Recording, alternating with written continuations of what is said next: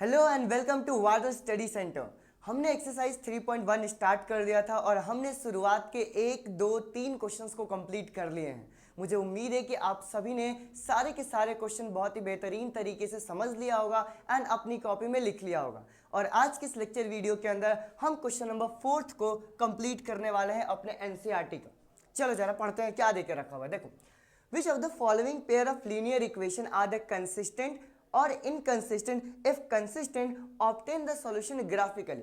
हमें सबसे पहले ये पूछा गया है कि जरा मुझे ये बताओ कि इन दोनों में से जो हमारे पास इक्वेशन देके रखा हुआ है ये कौन सा कंसिस्टेंट होगा और कौन सा हमारे पास इनकंसिस्टेंट होगा। और अगर कंसिस्टेंट होता है तो मुझे उसका सॉल्यूशन ग्राफिकली निकालना है। क्लियर हो गई बात? इसका मतलब क्या कि अगर मैं कंसिस्टेंट देखने जाऊंगा तो कंसिस्टेंट क्या दो केसेस के अंदर होता है। पहला, जब हमारे पास यूनिक सॉल्यूशन निकलता है यानी कि a1 अपॉन में a2 is not equals to b1 upon में b2। और दूसरा, जब a1 अपॉन में a2 is equal to b1 upon में b2 is equal to c1 upon में c2। जब कोइंसिडेंट लाइंस हमारे पास होती है तो उस केस में इनफाइनाइट मेरी सॉल्यूशन निकलता है। और जब सॉल्यूशन निकलता है तभी हम क्या बोलते हैं, कंसिस्टेंट। और जब सॉल्यूशन नहीं निकलता है, ये किस केस में सॉल्यूशन नहीं निकलता है जरा मुझे बताओ। जब पैरेलल वाला केस होता है तो उसके अंदर सॉल्यूशन नहीं निकलता। क्लियर हो गई बात? देखते जरा हमारे पास क्या देके रखा हुआ है। देखो, which of the following pair of linear equation are the consistent, inconsistent, if consistent obtain the solution graphically। तो सबसे पहले अपन दोनों इक्वेशन को लिखते हैं। हमने यहाँ पे लिखा x प्लस में y इज इक्वल टू 5 और यहाँ पर क्या लिखा 2x plus 2y is equal to कितना आ गया 10। अब क्या हम सबसे पहले इसको स्टैंडर्ड फॉर्म के अंदर कन्वर्ट करते हैं? जी हाँ बिल्कुल। जब मैं इसको स्टैंडर्ड फॉर्म के अंदर कन्वर्ट करूंगा तो क्या आ जाएगा, x प्लस में y minus 5 is equal to 0। और जब मैं इसको स्टैंडर्ड फॉर्म में कन्वर्ट करूंगा तो कितना आ जाएगा, 2x प्लस में 2y minus 10 is equal to कितना आ गया 0। अब मैं यहाँ पे a1 अपॉन में a2, b1 अपॉन b2 और c1 अपॉन में c2 की वैल्यू निकालूंगा। देखो जरा, चलो करते हैं जरा। अब जरा मुझे बताओ यहाँ पे a1 अपॉन में a2 की वैल्यू क्या होगी। तो जब मैं a1 अपॉन में a2 निकालूंगा तो ये x के कोएफिशिएंट होते हैं। तो यहाँ पे x का कोएफिशिएंट कितना है 1 अपॉन में a2 का कोएफिशिएंट कितना है हमारे पास 2। तो हमारे पास a1 अपॉन में a2 की वैल्यू क्या आ गई 1 अपॉन में 2। आगे चलते हैं। जब मैं यहाँ पे b1 अपॉन में b2 की वैल्यू निकालूंगा तो y का कोएफिशिएंट ये भी कितना हो जाएगा 1 अपॉन में 2। और जब मैं यहाँ पे c1 अपॉन में c2 की वैल्यू निकालूंगा तो ये हो जाएगा -5 अपॉन में -10। ये कैंसल आउट होके 5 से कैंसिल होके कितना आ गया 1 अपॉन में 2। और तीनों की तीनों वैल्यू हमारे पास क्या हो गई 1 अपॉन में 2। इसका मतलब क्या कि मैं यहाँ पे लिखूंगा कि सिंस, देखो ध्यान से, सिंस a1 अपॉन में a2 is equal to b1 upon में b2 is equal to c1 upon में c2। तो तुम जरा मुझे बताओ कि कितने सॉल्यूशन निकलेंगे। तो हम क्या बोलेंगे, इनफाइनाइट मेनी सॉल्यूशन। तो यहाँ पे लिखूंगा इनफाइनाइट मेनी सॉल्यूशन। और जैसे हमारे पास इनफाइनाइट मेनी सॉल्यूशन आएगा तो मैं क्या बोलूंगा कि ये जो हमारे पास इक्वेशंस दोनों के दोनों देके रखी हुई है ये दोनों क्या है हमारे पास कंसिस्टेंट है। यानी कि मैं यहाँ पे क्या लिखूंगा कि दीज इक्वेशंस आर क्या हो जाएगा हमारे पास, ये हो गया हमारे पास कंसिस्टेंट। क्लियर हो गई बात? और अब क्या बोला है कि अगर कंसिस्टेंट होता है तो मुझे इसका सॉल्यूशन क्या निकालना है, ग्राफिकली निकालना है। तो क्या इनफाइनाइट मेनी सॉल्यूशंस आएंगे? ऑब्वियस सी बात है। अब जरा दोनों इक्वेशंस को यहाँ पे लिखते हैं, फिर हम पॉइंट्स निकालेंगे एंड पॉइंट्स निकालने के बाद ग्राफ के ऊपर रिप्रेजेंट करेंगे। देखो, पहली इक्वेशन हमारे पास क्या देके रखा हुआ है, ये देके रखा हुआ है x प्लस में y इज इक्वल टू कितना है 5। अब जब मैं यहाँ पे ग्राफ बनाऊंगा तो ये ग्राफ मतलब हमारे पास डायग्राम क्या हो जाएगा हमारे पास, यहाँ पे लिख दिया मैंने x, ये कितना हो गया y। जब मैं यहाँ पे पॉइंट्स पुट करूंगा तो x की वैल्यू जब मैं यहाँ पे 0 पुट करूंगा तो y कितना हो जाएगा 5। और जब मैं y की वैल्यू 0 पुट करूंगा तो x कितना हो जाएगा 5। आसान सा था। हमने यहाँ पे x की वैल्यू 0 पुट किया, y 5 आ गया, y की वैल्यू 0 पुट किया, x कितना आ गया 5। वैसे जब मैं दूसरी इक्वेशन निकालूंगा, दूसरा इक्वेशन क्या देके रखा हुआ है, तो दूसरी इक्वेशन है हमारे पास 2x plus 2y is equal to कितना आ गया 10। और जब मैं इसके पॉइंट्स निकालूंगा जरा मुझे बताओ तो क्या हो जाएगा। तो मैंने यहाँ पे क्या बोला x और ये कितना हो गया y। जब मैं यहाँ पे x की वैल्यू को 0 पुट करूंगा तो ये x की पहली वैल्यू 0 हो गई। 2 को जब मैं डिवाइड करूंगा तो 2 से कैंसिल आउट हो गई, कितना आ गया मेरे पास 5। तो 0 और फिर ये कितना हो गया 5। और जब मैं y की वैल्यू यहाँ पे 0 पुट करूंगा और ये 2 डिवाइड में जाएगा तो ये भी कितना आ गया 5। अब चौक मत जाना कि यहाँ पे जो दोनों के दोनों पॉइंट से बिल्कुल सेम क्यों आ रहे हैं। सेम इसलिए आ रहे हैं क्योंकि दोनों एक के ऊपर एक लाइन आएंगी तो सारे के सारे पॉइंट्स क्या होंगे, बिल्कुल सेम होंगे। चलो जरा हम ड्रॉ करते हैं। देखो हमने यहाँ पे क्या बोला, ये हो गया मेरे पास एक्स एक्सिस और ये हमारे पास क्या हो गया, ये हो गया मेरे पास वाई एक्सिस। पॉइंट्स पुट करें, हमें मैक्सिमम कहाँ तक जाना है, 5 तक जाना है, तो मैं यहाँ पे 5 तक ड्रॉ कर दूंगा। ये देखो ये हो गया 1 2 3 4 5 6 7 8 9 10। इधर भी ड्रॉ करते हैं 1 2 3 4 5 6 7 8 9।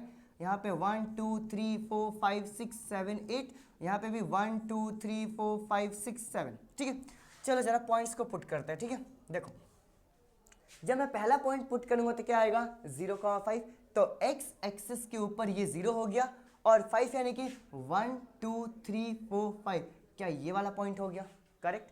दूसरा पॉइंट क्या है 5,0, तो ये हो गया 1 2 3 4 5, 5,0 ये वाला पॉइंट हो गया।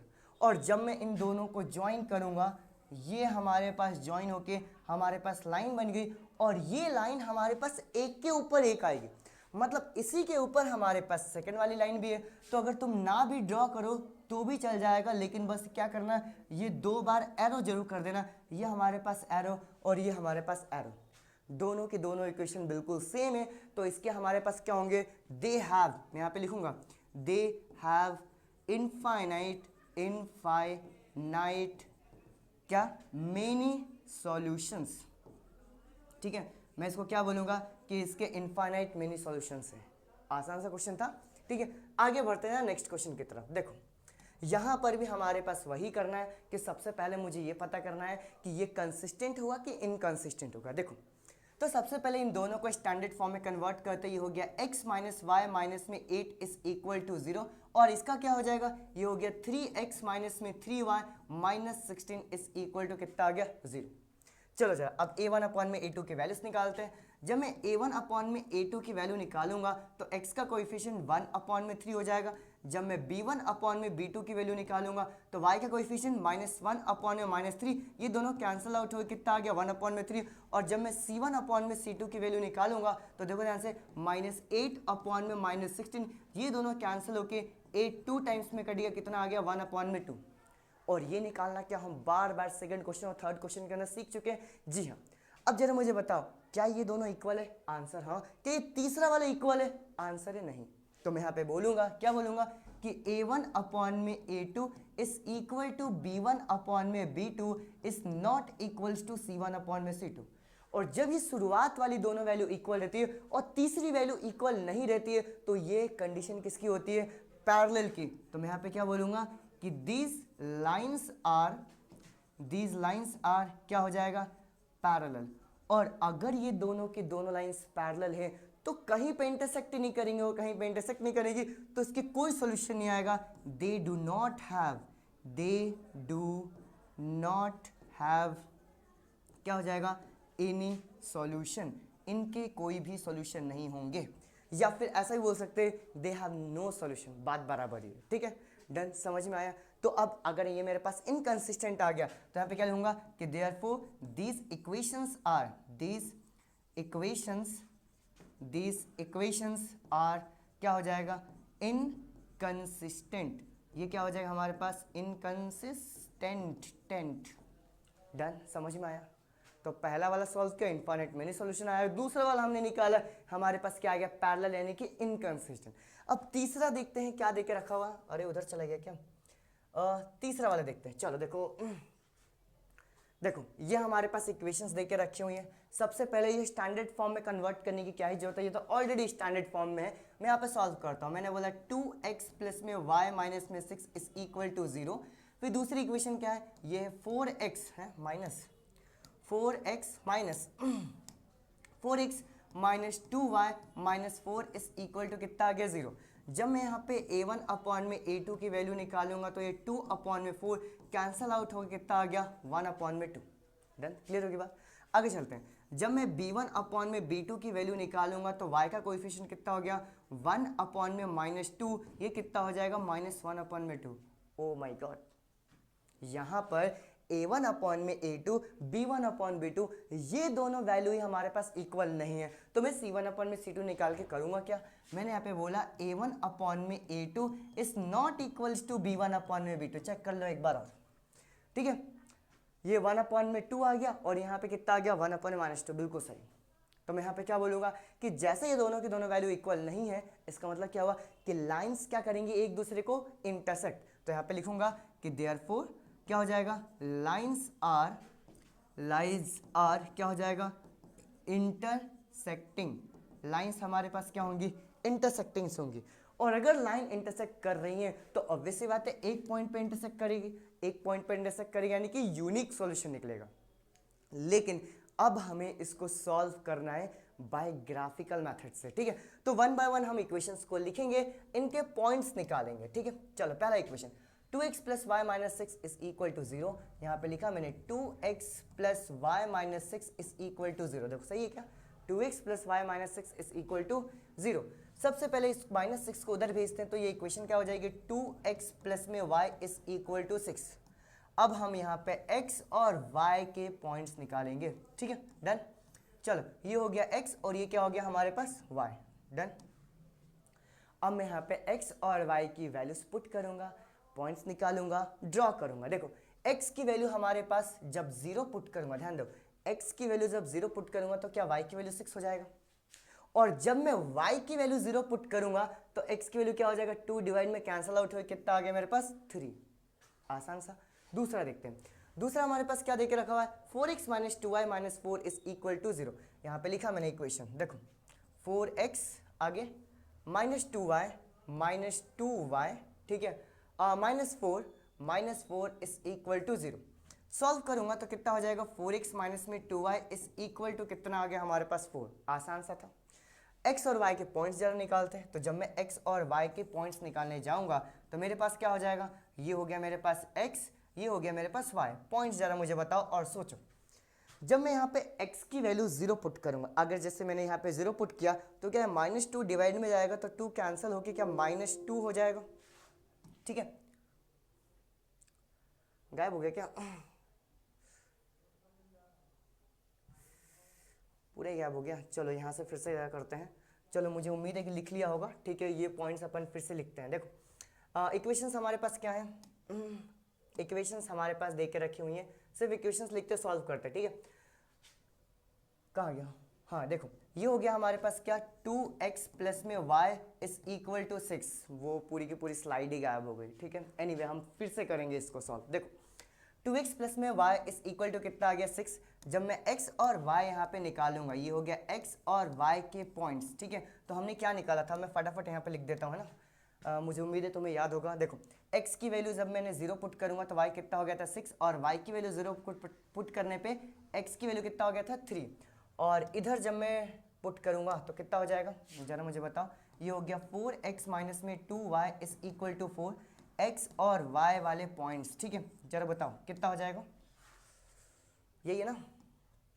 चलो देखो जब मैं यहाँ पे x की वैल्यू 0 पुट करूंगा तो ये पूरा का पूरा 0 हो गया, और -2 डिवाइड में जाएगा तो कितना हो गया -2। और जब मैं y की वैल्यू यहाँ पे 0 पुट करूंगा तो x की वैल्यू कितना हो गया 1। आसान सा पॉइंट था।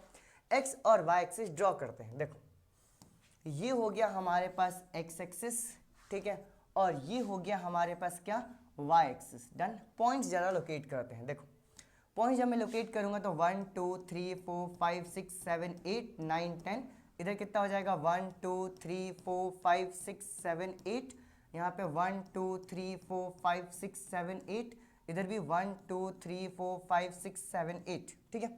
पॉइंट जरा लोकेट करते हैं वन बाय वन। देखो पहला वाला क्या था हमारे पास, 2x plus y is equal to 3, 0, 6। चलो ये x एक्सिस के ऊपर 0 एंड 6 के लिए 1 2 3 4 5 6, ठीक है। यही होगा क्या, देखो एक बार, 1 2 3 4 5 6, बिल्कुल सही, यही पॉइंट होगा। और दूसरा पॉइंट क्या है 3, 0, ये 1 2 3, क्या ये मेरे पास 3, 0 हो गया। जब मैं इन दोनों को ज्वाइन करूंगा तो मेरे पास क्या हो गया, ये देखो ये मैंने यहाँ पे ज्वाइन कर दिया, ये ऊपर तक हमारे पास चला गया, ठीक है। पॉइंट जरा मुझे बताओ, यहाँ पे हो गया 2x plus y is equal to 6, तो यहाँ पे मैं लिखा 2x प्लस में y इज इक्वल टू 6। अभी एक और लाइन ड्रॉ करना है, ठीक है। वो लाइन हमारे पास क्या है, तो ये लाइन है हमारे पास 4x minus 2y is equal to 4 का 0 माइनस 2 ढूंढते हैं।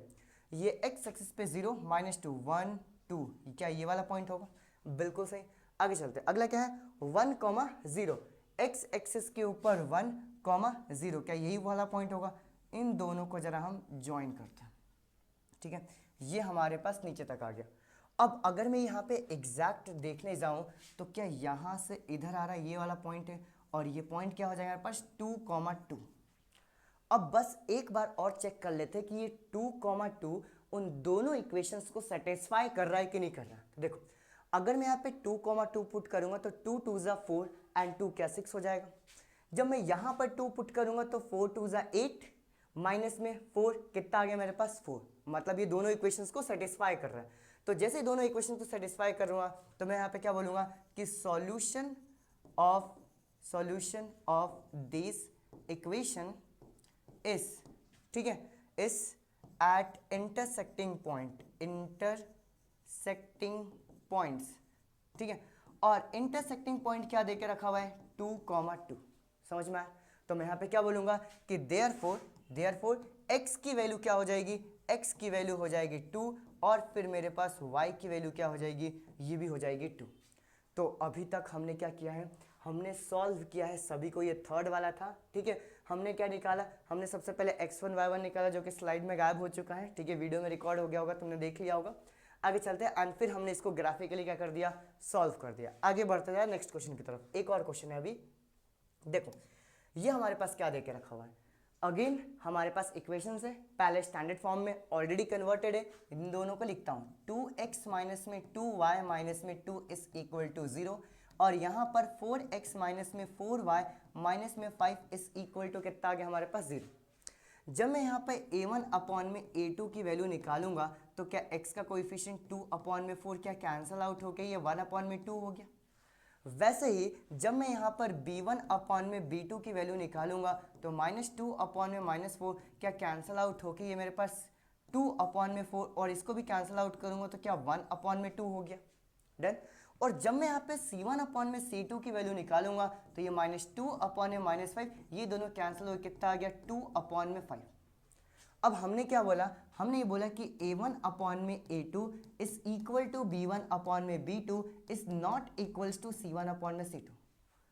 अगर हमारे पास a1 अपॉन में a2, b1 अपॉन में b2 और c1 अपॉन में c2 इक्वल नहीं है इस दोनों के, तो ये लाइंस किसकी होगा, कौन सी लाइंस होंगी, पैरेलल लाइंस। तो मैं यहाँ पे क्या बोलूंगा कि देयरफॉर दे आर क्या हो जाएगा, पैरेलल लाइंस। और अगर ये मेरे पास पैरेलल लाइंस हैं तो क्या कहीं पे इंटरसेक्ट करेंगे, नहीं करेंगे। और अगर कहीं इंटरसेक्ट नहीं करेंगी इसका मतलब क्या कि ये क्या होंगे, इनकंसिस्टेंट। तो मैं क्या लिखूंगा कि दीज लाइंस आर क्या हो जाएगा, इनकंसिस्टेंट, ठीक है। ये लाइंस हमारे पास क्या हो जाएंगी, इनकंसिस्टेंट। आसान से क्वेश्चन थे हमारे पास चारों के चारों, जिसमें 2 को हमने सॉल्व किया, 2 ऑटोमेटिक इनकंसिस्टेंट हो गए, यानी लाइंस हमारे पास क्या हो गई, पैरेलल हो गई, ठीक है। आगे बढ़ते हैं, ठीक है। मुझे उम्मीद है कि ये क्वेश्चन नंबर 4 बहुत ही अच्छे समझ में आया होगा। समझ में आया है तो लाइक करना है, सब्सक्राइब करके जाना, अपने दोस्तों को शेयर करो, बताओ कि भाई तुम फ्री ऑफ कॉस्ट पूरी की पूरी NCERT साथ में PYQ के रिवीजन इस चैनल के ऊपर कंप्लीट कर सकते हो for the mathematics. Once again thank you so much, bye bye.